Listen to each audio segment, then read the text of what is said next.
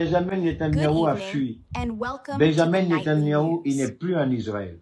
Depuis qu'ils ont tué le guide, il a fui d'Israël.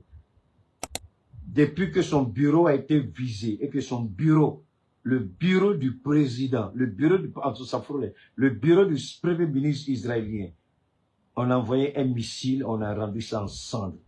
Détruit complètement. Pas la présidence, parce que le président n'a rien à voir dedans. Il a disparu.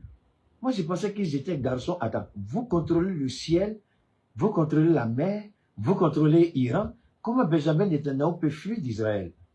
Comment il peut quitter son pays? Donc, il envoie la guerre dans son propre pays et il fuit. Parce qu'aujourd'hui, ils sont arrivés à la conclusion. Aucun système de défense dans le monde ne peut arrêter l'Iran. Ce n'est pas nous. Le monde le découvre. Et on dit même que Poutine même est étonné. Tous, on dit que Poutine même est étonné. Les Chinois, ils disent c'est vrai, on a donné, mais on ne savait pas que l'Iran était préparé. Nous, on pensait qu'on venait aider l'Iran. Aïe! Ça, c'est Israël. Vous voyez, non? Ah, attendez. Vous contrôlez le chef d'un pays, mais comment il peut faire ça? Vous contrôlez Israël, l'Iran, mais comment l'Iran peut frapper? Aujourd'hui, Jérusalem, Tel Aviv, aujourd'hui, ressemble trait pour trait à la Palestine et au Liban. Je répète, aujourd'hui, Jérusalem, Tel Aviv, ressemble trait pour trait à la Palestine et au Liban. Comment vous contrôlez l'espace aérien d'un pays et ce pays-là est en train de détruire Israël? Premier point. Pourquoi le secrétaire d'État américain ordonne à tous les ressortissants américains d'à peu près 11 pays de quitter ces pays-là parce qu'ils ne pourront pas les protéger?